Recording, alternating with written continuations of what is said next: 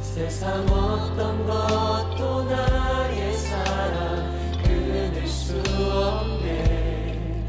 나는 영원히 주님 사랑해요. 아바 아버지 나를 사랑하시니 나의 모든 것 주께 드려요.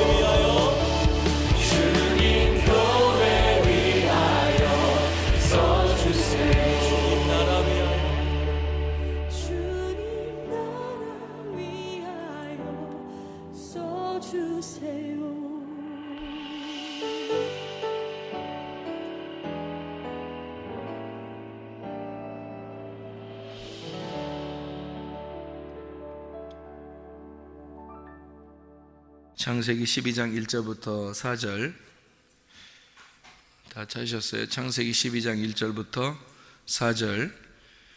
여호와께서 아브라함에게 이르시되 너는 너의 고향과 친척과 아버지의 집을 떠나 내가 네게 보여줄 땅으로 가라.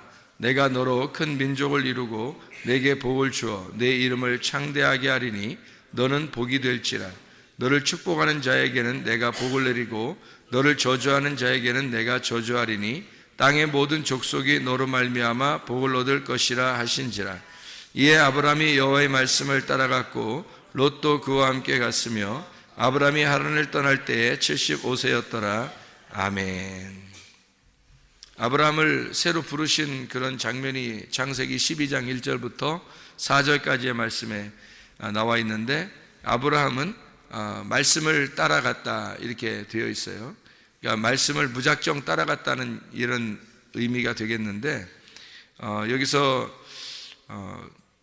이제 아브라함에게 복을 내려주고 또 모든 땅의 족속들이 너로 말미암아 복을 받을 것이다 이렇게 해요. 그러면 땅의 모든 족속이 복을 받으려면 먼저 자기가 복을 받아야 되겠죠. 자기가 먼저 복을 받아야 다른 사람들에게 복을 전해줄 수 있죠. 이 사람을 통해서 복을 전해주지. 자기가 복이 없는데 어떻게 복을 전해주겠어요? 이 세상에서 복을 전달해 줄 수 있는 사람은 누구밖에 없겠어요? 예수님밖에 없는 거예요. 왜냐하면 하나님이 복이니까 그 복을 가지고 있는 사람만 전달해 줄 수 있단 말이에요. 그렇죠? 가지고 있는 사람만 그러니까 아브라함을 선택해서 내가 너의 복이 될 테니까 네가 다른 사람에게 복을 전달해 줘라. 또 복이 되거라. 이런 얘기가 되는 거거든요. 그러니까 예수님이 하나님 아버지의 복이 되니까 예수님이 자기가 복을 전달해 줄 수 있는 사람이 되는 거죠. 성경에서 여러분은 잘 알듯이 시편 133편 3절에 복은 뭐라고요? 영생이로다 그랬고, 창세기 15장에 1절 말씀 보면 누가 복이라고요? 여호와 하나님이 복이다, 큰 상급이다, 그런 이야기를 했어요. 그러니까 하나님 자신이 복이고 복은 영생이고 그거를 소유한 사람만이 그걸 전달해 줄 수 있으니까 아브라함 보고 하는 말이 내가 너를 선택했으니까 너는 이제 복의 근원이 될 것이고 복을 전달해 주는 사람이 될 것이고 복을 이미 받은 사람이 될 것이다, 이런 얘기가 되는 거죠. 여러분과 제가 복을 이미 받은 사람들이 되셔야 다른 사람에게 복을 전달해 줄 수 있는 사람이 됩니다. 그러면 여러분이 복을 받았다는 말을 어떻게, 뭘 받았다는 얘기예요? 그럼 하나님을 받았다는 얘기가 돼야 됩니다. 그리고 복이라고 하는 게 뭐라고요? 영생이라고. 그러면 뭘 받은 사람이 돼야 된다는 거예요? 영생을 받은 사람이 돼야, 그래야 다른 사람에게 복을 전해주고 하나님을 전해주고 영생을 전해준다는 거죠. 그러니까 하나님 자신이 영생이고 하나님 자신이 복이고, 그러니까 하나님을 전달해 줄 수 있는 사람이 돼야 되겠다. 그게 예수를 믿는 사람들은 우리가 먼저 복의 근원, 복을 받은 사람이 돼야 되고 그 복을 전달해 주는 사람이 돼야 된다, 이런 얘기입니다. 그러니까 복이라고 하는 건 이제 뭐라고요? 영생이라고. 복은 누구라고? 하나님이라고. 뭐라고 그러면 영생이고, 뭐 복이 뭐라고 그러냐 그러면 영생이고, 그리고 누구냐 그러면 하나님이시고, 이게 복이라는 얘기예요. 그러니까 그거를 분명히 소유하고 있어야 다른 사람에게 전달해 준다는 거예요. 여러분은 그 복을 가지고 있으십니까? 그 복을 여러분이 다른 사람에게 전달해 줄 만큼 그 복을 가지고 있느냐, 다시 말하면 하나님을 전달해 줄 수 있느냐 하는 얘기고요. 영생을 전달해 줄 수 있느냐 하는 얘기예요. 여러분 만나면 영생이 무엇인지 분명히 가르쳐 줄 수 있느냐, 믿음이 무엇인지 분명히 가르쳐 줄 수 있느냐, 그리고 하나님을 전달할 수가 있느냐 이거예요. 하나님을 뭐 지식으로 전달하는 거 말고요. 지식으로 전달하는 사람들은 많이 있죠. 이 세상에서도 교회들마다 다 지식으로 하나님을 소개하고 전달할 거 아닙니까? 그런데 진짜 하나님을 자기가 가지고 있는 사람 있잖아요. 자기가 진짜 하나님을 경험하고 하나님을 만나고 진짜 하나님과 동행하는 사람들이 있을 거란 말이에요. 그런 사람들은 이제 하나님을 전달해 줄 수 있는 거죠. 그렇게. 그래서 성경에서 이 아브라함을 그렇게 만들겠다는 거예요. 근데 아브라함이 나 그런 사람 만들어 주세요 해서 이렇게 만들었어요? 아니면 그냥 갑자기 그냥 선택했어요? 갑자기 선택한 거예요. 하나님이 그냥 갑자기 선택한 거예요. 그 우리도 어떻게 해요? 하나님이 우리 이방인들은 원래 그런 자격이 없었는데 하나님이 우리 이방인들을 갑자기 선택했죠. 그래서 이방인들도 다 구원받을 수 있도록, 다 하나님의 제자가 될 수 있도록 만들었단 말이에요. 그러니까 우리들도 아브라함과 똑같은 거죠. 아브라함 뭐 특별해가지고 선택받고 우리는 뭐 특별해서 뭐 선택, 그런 게 특별한 사람만 선택받고 이런 게 아니라 다 선택받을 수 있는 거예요. 문제는 그 선택받았을 때 내가 그 선택을 받아들이느냐, 내가 그 선택을 취하느냐 하는 것은 내 문제라는 거죠. 그 선택을 취하느냐, 저게 내 거라고 내가 갖느냐 하는 것은 내 문제라는 거죠. 그렇게 그것을 내 거라고 갖는 것을 뭐라고 그러냐면, 저게 지금 믿음이다 그러면 믿음을 내가 갖는 것을 뭐라고 그래요? 믿는다라고 그러는 거예요, 성경에서. 그러니까 믿음과 믿는다라고 하는 것은 한 쌍으로 이루어져야 되는 거죠. 믿음은 하늘에서 내려오는 거고 믿는다 하는 것은 아래에서 위로 올라가는 거란 말이에요. 내가 하는 거라는 거죠. 하나님이 믿음을 전해주시면 하나님이 내게 그 믿음을 전달해 주신 그 믿음으로 말미암아 내가 믿는다라고 되는 거죠. 끝까지 그것을 견고하게 지켜내는 것을 인내라 그러고, 그렇게 이기는 자라 그러고, 이런 사람들만 하나님의 나라를 유업으로 받을 수가 있는 것이죠. 그러니까 끝까지 이겨내는 자가 가는 거지, 이겨내지도 않는데 그냥 뭐 다 천국 간다 이렇게 말하기는 어렵단 말이에요. 성경 자체가 우리에게 이겨내는 자를 요구한단 말이에요, 성경 자체가. 그런데 어떻게 우리가 매일 뭐 말씀도 사모하지 않고, 뭐 그냥 뭐 기도도 사모하지 않고, 예배도 사모하지 않고, 하나님 자체를 사모하지 않는데 천국 간다? 말이 안 되는 거죠. 어떻게 그 사람들을 다 천국 간다, 뭐 믿음도 없는데 그냥 뭐 교회 나와서 한 몇 년 다녔으니까 다 천국 간다, 믿음도 없는데 뭐 그렇게 얘기한다면 그건 너무 사람 중심으로 얘기한 거 아닙니까? 그건 하나님이 그러면 아무나 다 구원시켜야죠, 그렇게 따지면. 하나님 왜 그럼 성경에 좁은 문이라고 그랬고, 왜 많은 사람이 천국 갈 수 없다고 그러고, 하나님 나라에 이런 사람들은 유업으로 받을 수가 없다 왜 그렇게 말해요? 그건 많은 사람이 천국 가지 못하기 때문에 그런 거예요. 실제로 이겨내는 자가 많지 않기 때문입니다. 대부분 다 지는데 그 지는 사람들을 갖다가 막 위로해주고, 당신은 하나님이 사랑하십니다, 뭘 어떻게 사랑한다는 거예요 도대체가? 아니, 제가 성경을 깨닫기는 하나님은 모든 사람을 다 사랑하셔요. 하나님 모든 사람을 다 사랑하는데 그 사람이 하나님을 사랑한 사람은 거의 없다는 얘기예요. 하나님은 모든 사람을 사랑하셔요. 제가 성경을 깨닫기는 그렇습니다. 하나님은 모든 사람을 사랑하시는데 하나님을 사랑하는 사람은 몇 명 안 된다는 거죠. 하나님의 구원이, 하나님의 치료가, 하나님의 믿음이 다 내려왔어요. 모든 사람에게 내려왔어요. 그 믿음을, 그 치료를, 그 구원을 붙잡는 사람은 몇 명 안 된다는 거죠. 다 구원받고 다 치료받고 다 믿음 갖고 뭐 그렇게 하는 게 아니잖아요. 하나님의 사랑은 다 내려왔어요. 하나님의 믿음은 다 내려왔어요. 예수 그리스도가 십자가 못 박혀 돌아가실 때 인류 전체를 위하여 다 이루셨습니다. 사랑이 죽으신 거예요. 믿음이 죽으신 거예요. 우리를 위해서. 구원이 우리를 위해서 죽으신 거예요. 치료가 우리를 위해서 죽으신 겁니다. 우리에게 다 주신 거예요. 더 이상 뭐 달라는 거예요? 우리 보고 우리가 뭐 달라고 해야 돼요? 하나님한테. 하나님 부족합니다. 예수 주신 것으로는 우리가 부족합니다. 그래야 되는 거예요? 이상한 소리 아닙니까? 사람들이 하는 얘기가. 자기가 믿음을 별로 안 가지면서, 자기가 교회에 그냥 별로 이렇게 열심히 하고 싶지도 않은데, 그냥 교회에서 그냥 대충 교회 다녀도 천국은 가고 싶은데, 교회에서 뭔가 위로의 말을 해주면 좋겠는 거예요. 자기가 듣고 싶은 게 그런 말이라는 거죠. 그런 말을 듣고 싶어 하는 거. 그게 땅의 말이죠, 그게. 사람들의 말이고, 하나님의 말씀은 아니에요. 하나님은 천국에 가는 것이 그렇게 쉽지 않다고 말하고 있습니다. 주님의 신부가 된다는 것은 그 신랑을 완전히 붙잡아야 돼요. 신랑을 붙잡아 놔야 된다고요. 룻처럼 보아스를 붙잡아 놔야 돼요. 보아스가 마음이 안달하도록, 보아스의 마음이 룻을 부인으로 맞이하기 전까지는 자기가 쉬지 못하게 만들어 놔야 된다고요. 룻이 보아스에게. 그래야 그 사람이 신부가 되는 거지. 그냥 대충 그냥 자기는 보아스의 신부가 될 거야 그러면서 그냥 자기는 집에 가서 놀고 앉아있고 이러면은 그냥 보아스 무조건 신부 되는 겁니까? 아니잖아요. 여러분과 제가 교회 다니려면 진짜 그리스도의 신부가 돼야죠. 하나님 나라에 가고 싶다면서요. 여러분 진짜 천국 가는 거가 뭐냐 이 말이에요. 천국이 돼야 된다 그랬잖아요. 천국을 간다는 거, 사람들이 그런 믿음만 가지고 있으니까 어쨌든 내가 이 세상에서 어떻게 살든 어쨌든 천국만 가면 돼 이런 마음을 갖고 있잖아요. 예수 그리스도가 돼야 돼, 천국이 돼야 돼, 이런 사람들이 많지 않아요.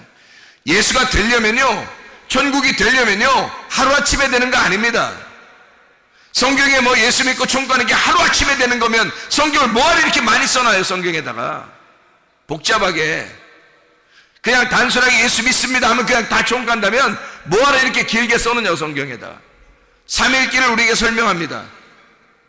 하나님이요, 3일길을 분명히 오라는 거예요. 완성을 시키라는 거예요. 신부가 되려면. 아브라함을 하나님이 불러놓고 여기에서 아브라함이 이삭을 드릴 때까지가 22장인데요 22장이 아브라함이 이삭 드릴 때까지인데요 그때 비로소 하나님이 아브라함에게 네가 나를 어떠한 것보다 네 아들보다 나를 더 사랑하는지 내가 알았다는 거예요. 22장에 돼서야. 그러면 창세기 12장에서 21장까지는 몰랐단 얘기? 몰랐단 얘기. 그 과정에 있었단 얘기예요. 하나님은 다 부르셨는데 그 사람이 끝까지 견디느냐 하는 것은 자기의 문제라는 거지. 아브라함이 이삭을 드리는 것은 자기 문제예요. 드리고 안 드리는 것은 자기 문제라고. 그러니까 이삭을 아브라함이 드릴 때 비로소 하나님이 인정하는 거예요. 여러분, 그게 뭐예요? 하나님이 믿음이신데 아브라함을 불렀어요. 믿음이 주어졌단 말이에요.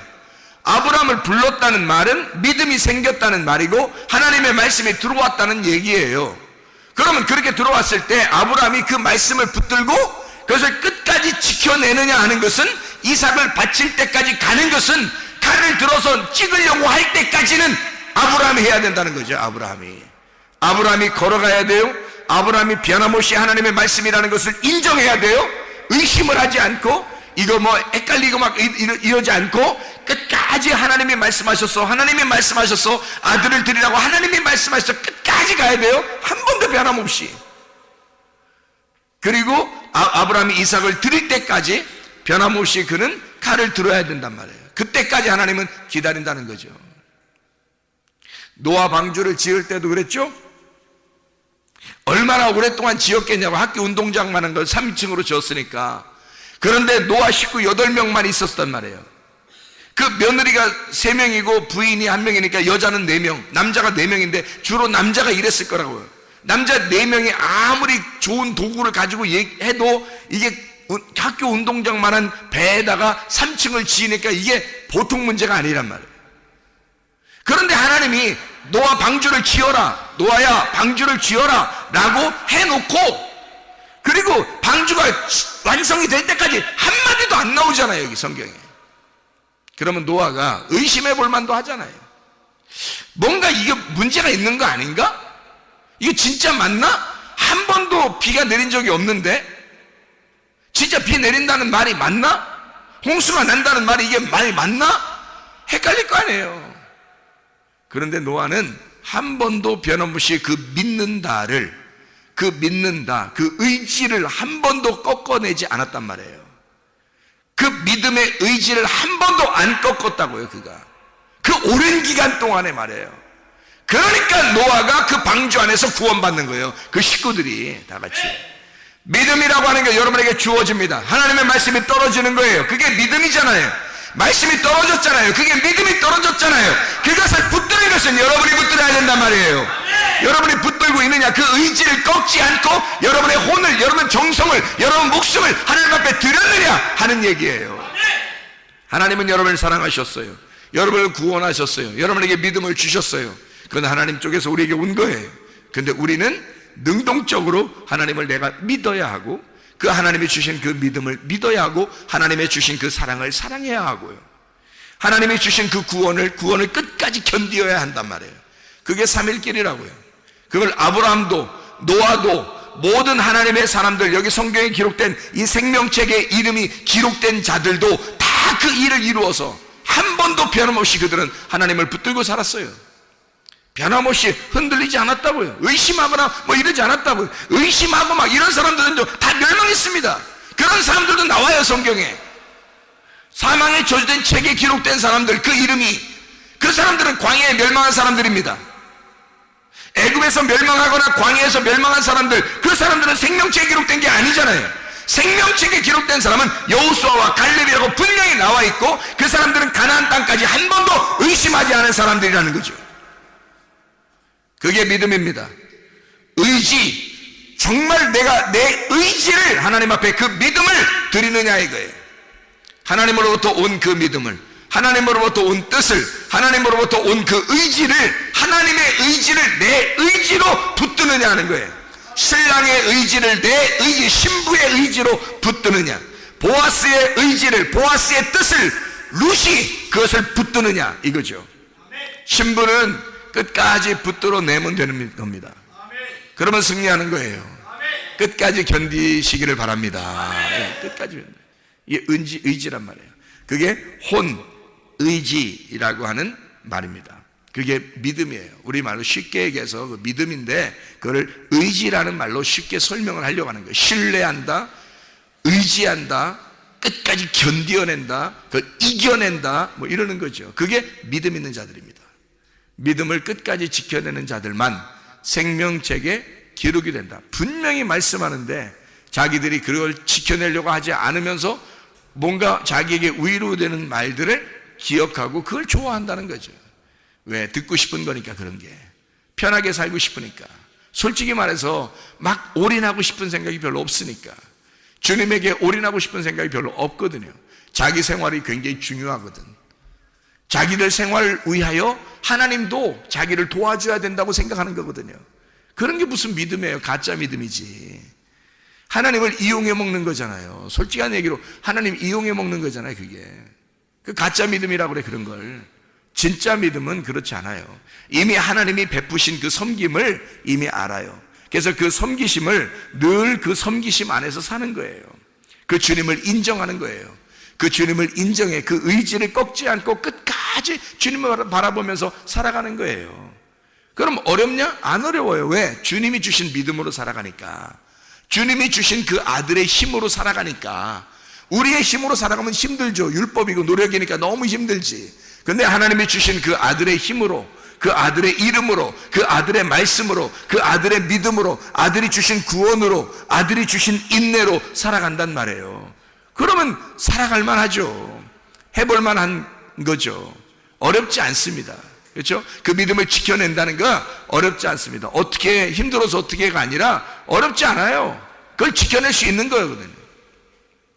그 믿음에 대한 의지입니다. 자, 아브라함을 창세기 12장에 불렀어요. 갑자기. 참 희한한 거죠. 이렇게 선택받은 자가 여기 있는 아브라함이 아브라함이라는 이름에다가 내 이름을 집어넣으라고요. 자기 이름을.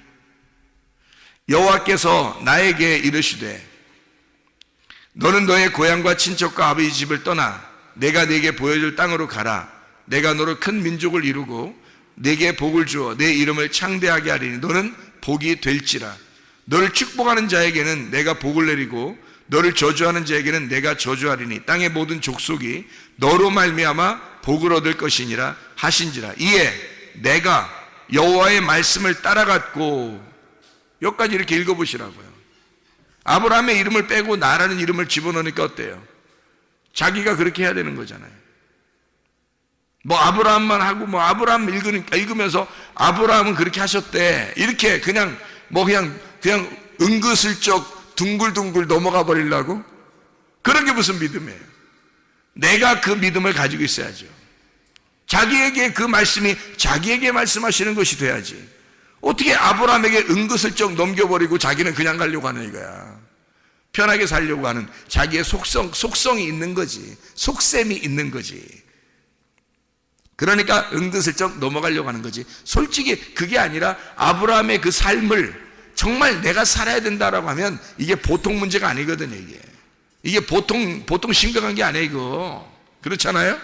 처음 하나님 부를 때부터 보통 심각한 게 아니에요. 이거 이렇게 산다 그런다면 정말 힘든 인생이에요. 근데 그거를 선택하고 자기가 그걸 말씀을 따라가고 그 말씀이 떨어진 그 말씀이 내게 떨어지면 믿음으로 떨어지면 그 믿음을 내가 믿는다는 것으로 붙잡고 따라가는 거예요. 야, 그거 쉬운 거 어떻게 보면 쉬운 거 아니죠. 근데 그 믿음이 와가지고 따라가는 거니까 어려운 것도 아니죠. 누가 보면 어려운 거고 누가 보면 쉬운 거란 말이에요. 그죠? 성경이라고 하는 게 그래서 어렵게 보면 어려운 거고 쉽게 보면 쉬운 거예요. 누구 눈으로 보면 어렵겠어요? 내 눈으로 보면 어려운 거고 하나님의 눈으로 보면 쉬운 거죠. 성경이. 그래서 하나님의 아들의 믿음으로 내가 살아가야 된다. 그런 얘기예요. 자, 12장이 있는 것은 뭐 때문에 있는 거예요? 12장이 있는 것은 창세기 11장 때문에 있는 거예요. 창세기 11장이 뭐가 나와요? 창세기 11장이에요. 창세기 11장에 바벨탑에 대한 이야기가 나오죠. 사람들이 바벨탑을 막 지었어요. 창세기 11장 7절에 뭐라고 되어 있냐면, 자, 우리가 내려가서 거기서 그들의 언어를 혼잡하게 하여 그들이 서로 알아듣지 못하게 하자 하시고 라고 되어 있습니다. 그 혼잡하게 하여, 언어를 혼잡하게 하여. 그러니까 언어가 이게 하나가 되니까, 언어가 하나가 되니까, 사람의 언어가 하나가 되니까 막 뭉치기 시작한 거예요. 뭉쳐가지고 쭉 이렇게 올라온 거거든요. 그때 하나님이 이 언어를 갖다 싹 흩어버리니까 언어들대로 싹 나눠진 거죠. 그래서 언어를 혼잡하게 한다는 말이 이게 무슨 말이냐면, 이렇게 막 혼잡하게 이렇게 만든다는 게 무슨 말이냐면, 바랄이라는 단어거든요. 이 바랄이라는 단어가 섞는다는 단어예요. 섞는다, 넘쳐 흐른다는 말이고요. 이 바랄이라는 단어가 베릴, 혼합된 이라는 말입니다. 혼합된 말씀이란 말이고요. 이게 섞여 먹이는 곡물, 섞여 먹이는 식량들이란 말이에요. 거기서 바벨이라는 말이 나온 거예요. 이 바벨, 같은 말이에요. 바랄, 베릴, 바벨, 같은 말이에요. 그게 같은 말로 나온 거예요. 이 바벨, 그래서 혼란하다, 섞인 제사의 제물이다, 이게 바벨. 그러니까 이 바벨은 틀림없이 뭐 하는 거예요? 예배 드리는 모습이에요. 예배 드리는 모습. 그럼 어떤 사람은 예배를 드릴 때 바벨의 예배를 드리는 사람이 있겠죠. 어떤 사람은. 그러니까 하나님은 아브라함을 선택을 해서 아브라함으로부터 예배를 받으시려고 하는 거예요. 그러니까 예배가 두 개가 나누어지는 거죠. 지금 창세기 11장의 예배와 창세기 12장의 예배가 나오는 거죠. 그러니까 예배를 회복하고 싶어서 그러는 거예요. 하나님이 인간을 처음에 만들 때 창세기 2장 5절에 만든 이유가 나와 있어요. 창세기 2장 5절에 만든 이유가 뭐예요? 예배할 자, 농사 지을 자를 찾은 거예요. 그래서 하나님이 생기를 불어넣어서 자기 아들을, 생기를 불어넣어서 아들이 되게 했어요. 그 아들만 예배자가 되게 했단 말이에요. 그게 에덴 동산에 예배를 드리게 했다. 성전을 짓고 하나님의 성전에서 예배를 드릴 제사장을 만들었다. 그게 이제 창세기 2장 7절부터 나오는 얘기예요. 예배하는 것이 창세기 3장에 실패했거든요. 창세기 3장에 예배가 실패하니까 창세기 4장에 예배를 또 드리게 하려고 그런 거죠. 예배를. 그래서 아담과 하와가 자기들이 실패한 예배를 하나님을 찾아가야 되겠잖아요. 그럼 뭘로 찾아가겠어요, 여러분? 여러분 같으면 뭘로 하나님을 찾아가려고 하세요? 예배입니다. 그 예배는 근데 하나님이 오셔야 돼요. 우리가 찾아갈 수가 없어요. 하나님이 오셔야지. 근데 만날 수 있는 방법은 예배밖에 없어요. 그러니까 사마리아 여자도 예수님에게 내가 예배를 메시아를 만나면 내가 예배를 드릴 수 있을 텐데요 라고 이야기한 거예요. 그럼 어디서 예배를 드릴까요? 라고 어디서 예배를 드리냐고 물어보죠. 예수님이 하는 말이 여기도 저기도 아니고 나를 만난 자는 나와 함께 예배다, 이렇게 얘기하잖아요. 나와 함께 그게 예배야 라는 그런 얘기를 해주시죠. 그러니까 사마리아 여자가 예배라고 하는 걸 정확하게 이제 깨닫게 된 거란 말이에요. 그러니까 예배라고 하는 것을 회복하는 것이 하나님을 만나는 것이고, 그렇게 만나면 완성이 되는 거예요. 율법이라는 모든 것이 끝났다는 얘기죠. 예배를 완성하면 이게 끝난 거예요. 예배를 드리게 되면 율법은 완성된 거란 말이에요. 율법이 완성된 자는 하나님과 동행하는 거죠. 그러니까 그 자체가 예배란 말이에요. 그러니까 사마리아 여자가 그거를 깨달은 거고 그걸 만난 거예요. 이 예수님을 만났을 때. 자, 그러니까 아브라함과 이 창세기 11장과 12장에 예배에 대한 이야기가 나오는데, 창세기 4장에서도 아벨과 가인이 예배를 드리잖아요. 창세기 3장에는 예배가 실패했어요. 선악과 나무를 먹어버림으로써 예배가, 에덴 동산의 예배가 파괴가 됐단 말이에요. 그러니까 창세기 4장에 우리가 예배를 드려서 하나님을 만나야 된다라고 했단 말이에요. 거기서 가인은 자기가 농사한 걸 가지고 예배를 드린 거고, 아벨이라는 사람은 양을 가지고 예배를 드린 거예요. 그렇죠? 그러니까 양에다가 기름이 있었고, 그리고 이 가인은 농사지은 소재물은 있었는데 소금이 없었던 거예요. 그러니까 소재물에다 소금을 집어넣었어야 되는데 소금이 없는 거예요. 그냥 소재물 자기만 드린 거란 말이에요. 소재물이란 자기 안에 소금이 들어와 있어야 되거든. 소금 언약이 들어와 있어야 소재물과 소금을 같이 드리는데, 이게 레위기 2장 13절 말씀이거든요. 그런데 이 아벨은 양과 어린 양과 그 기름을 갖다 함께 드렸어요. 어린 양은 자기를 의미하는 거고, 그리고 기름은 성령님을 의미하는 거예요. 그러니까 그 예수를 자기에게 그 예수와 함께 드린 거란 말이에요. 그러니까 받으시는 거죠. 우리가 살아있는 동안에는 예배만 드릴 수는 없어요. 제사를 함께 드립니다. 그러니까 제사라고 하는 것은 뭐 희생제사를 드린다 이런 의미가 아니에요. 우리가 몸으로 여기 와서 앉아있는 게 이게 제사예요. 원래 예배 자체는 이렇게 몸으로 와서 앉아있을 필요가 없어요. 원래 예배는. 그렇지 않겠어요? 원래 예배가 완성되면 여기 앉아있을 필요 없죠. 예배가 완성됐는데 하나님 아들과 우리가 동일한 자가 되는데 무슨 앉아있어요? 여기서 같이 있을 이유가 없죠. 근데 여기서 앉아있죠. 지금 우리는 언제까지 앉아있어야 되느냐? 지금 앉아있으면서 언제까지 계속 앉아, 이런 의미가 아니라 언제까지 이런 앉아있는 예배를 드릴 수 있느냐? 언제까지 뭐 찬양을 하는 예배를 드리냐? 언제까지 우리는 기도하고 예배를 드리고 헌금하고 이런 봉사하고 이런 예배를 언제까지 드려야 하느냐? 이런 제사를, 이게 우리 죽을 때까지예요. 우리 죽을 때까지. 왜? 몸을 가지고 있잖아요. 우리의 몸을 가지고 있잖아요. 이 몸이 없어질 때까지. 이 몸이 없어지면, 육체가 사라지면 하나님 나라의 몸으로 바뀐단 말이에요. 그때는 더 이상 이런 모여서 앉아있는 예배가 필요가 없죠. 이런 제사가 필요가 없죠. 예수님이 오시기 전에 모세는 제사를 드렸어요. 그런데 하나님은 그런 제사를 하나도 받지 않았다고 그랬어요. 그런데 예수님이 오고 난 다음에는 뭘 드리냐면 제사가 다 끝났어요. 제사가 끝나고 예배만 드려요. 예수님이 오시면 제사가 다 끝나고 예배만 드리거든요. 그러면 여러분 어느 시점에 있는 거예요? 지금 우리가 죽기 전이니까, 죽기 전에는 제사가 있는 거죠. 거기다가 예배가 있는 겁니다. 그러니까 제사와 예배가 우리가 죽기 전까지는 계속 같이 있단 말이에요. 이게 동물들이란 얘기가 아니에요. 여러분 자신을 그대로 드리는 거예요. 그런데 여러분 자신이 죽잖아요. 그럼 여러분이 끝났잖아. 여러분이 끝난 거고 예수님만 남는 거예요. 그러면 예배는 다 완성된 거란 말이죠. 그때는 예배만 되는 거예요. 그러니까 하늘나라에는 뭐만 있는 거예요? 그러니까 하늘 예배만 있는 거예요. 땅의 예배가 없는 거예요. 이해가 돼요? 지금은 우리가 땅에서 하늘 예배를 땅에서 같이 드리는 거란 말이에요. 하늘 예배를 땅에서 같이 드리니까 여러분 여기 와서 뭐 대충 뭐 그냥 뭐 나 뭐 하나님 만났대, 우리가 뭐 구원받았대, 뭐 믿음 있으면 된대, 뭐 예수님 믿으면 된대, 뭐 교회도 안 나와. 그러면서 기도도 안 해. 예배도 안 드려. 뭐 헌금도 안 해. 그러면서 나 뭐 예수님 믿었으니까 천국 가는 사람이니까 이래요. 세상에. 얼마나 교만한 거예요.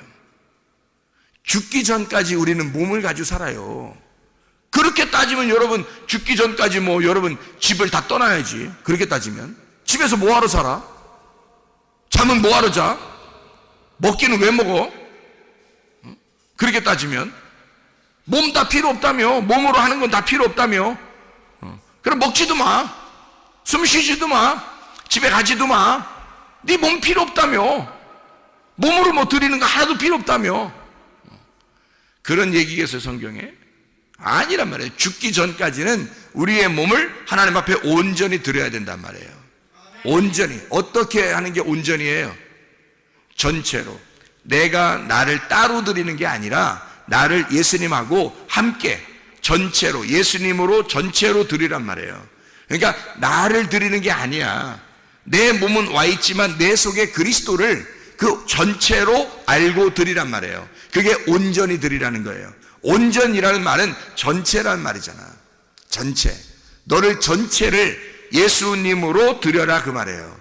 너로 드리면 안 된다. 너하고 예수님하고 나누어져서도 안 된다. 온전히 예수님으로 드려라, 이런 말이죠. 나누어져서는 안 된다, 그런 말이에요. 그러니까 사람들이 뭔가 착각하는 거죠. 말씀에 섞여 있는 겁니다. 언어가 다 섞여버리니까 막 섞여버린 거예요. 창세기 11장 9절에도 뭐라고 말하면 11장 9절에 그러므로 그 이름을 바벨이라고 얘기해요. 바벨이라 하니 이는 여호와께서 거기서 온 땅의 언어를 혼잡하게, 언어 혼잡이라는 말, 이게 바랄입니다. 여기서 바벨이 나와서 바벨 혼란, 섞인 제사 제물 이런 걸 얘기하는 거예요. 혼잡하게 하셨다. 여호와께서 거기서 그들을 온 지면에 흩으셨더라 그래요.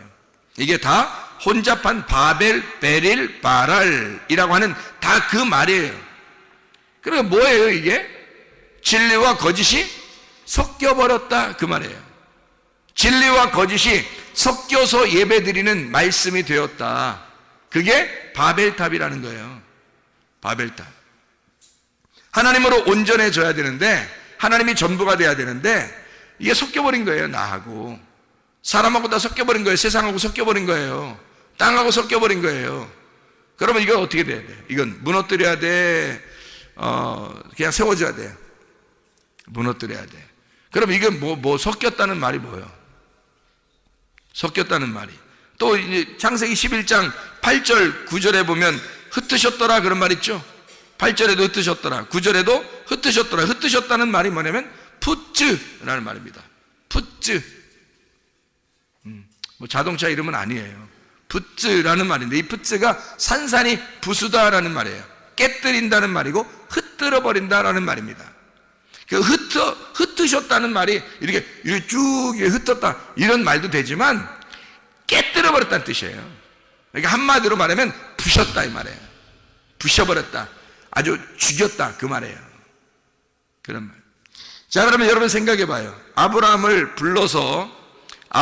창세기 12장에 불러서 아브라함을 불러 모아. 자, 창세기 11장에는 바벨을 다 흩어버렸죠. 흩어버리고 난 다음에 창세기 12장에는 어떻게? 다시 모아요. 불러 모아. 누구를? 아브라함을 불러 모아. 바벨은 흩어버리고 아브라함은 불러서 모아는 거예요. 반대적이죠? 하나님이 일부러 그러는 거예요. 창세기 11장에는 ht어버리고 창세기 12장에는 불러 모아. 뭐를 불러 모아요? 한 진리의 말씀으로 불러 모아서 아브라함에게 하나님의 한 말씀을 주는 거예요. 자, 바벨이라고 하는 데는 말이 섞여 있다는 얘기잖아. 말이 섞여 있으니까 막 흩어버렸죠. 부셔버렸죠. 그리고서 아브라함에게 한 말씀을 주는 거야. 그리고 아브라함을 불러 모으는 거예요. 그래서 아브라함, 너를 통해서 막 자손이 생겨나는 거야. 그러면 이 자손들은 너를 통해서 생겨난 복들이니까 이건 하나란 말이에요.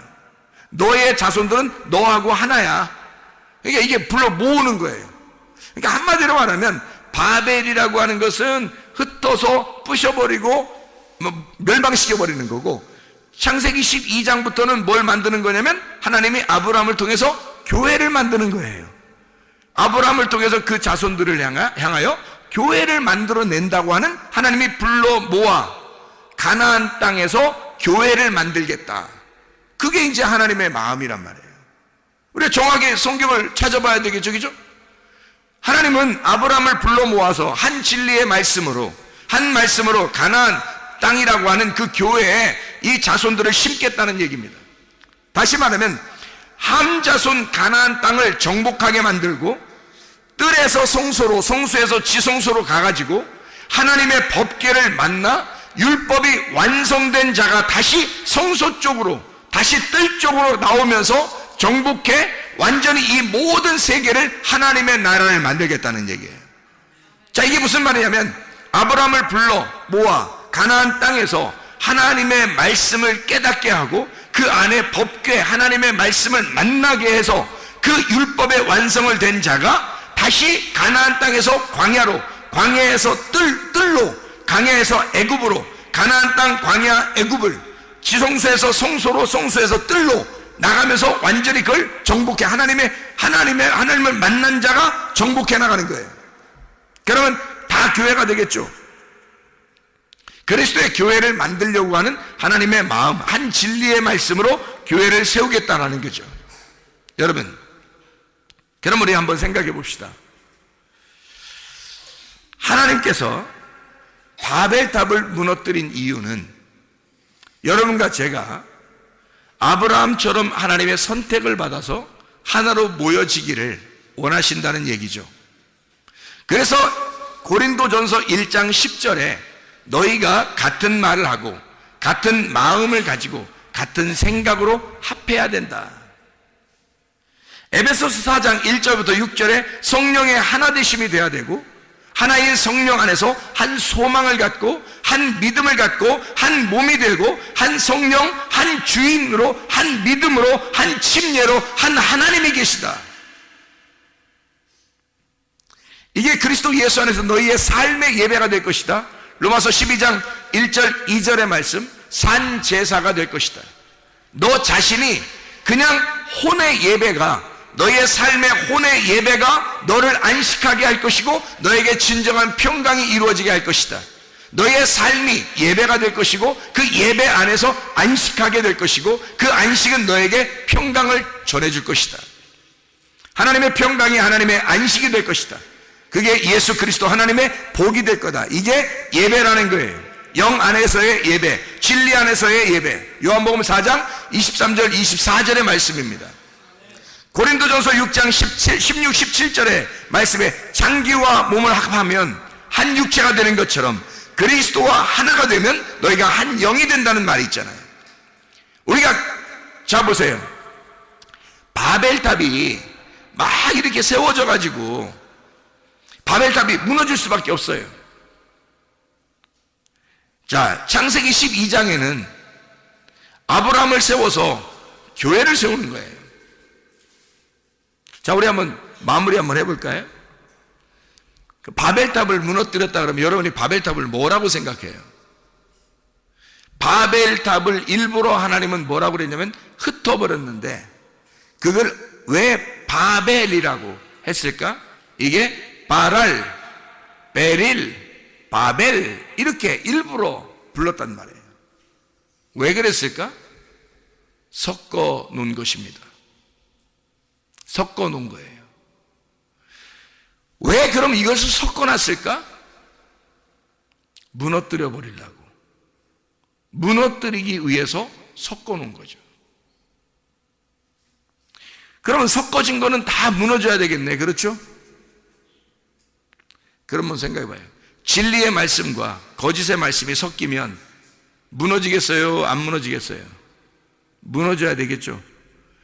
진리의 말씀만 있으면 무너져요? 세워져요? 세워지겠죠.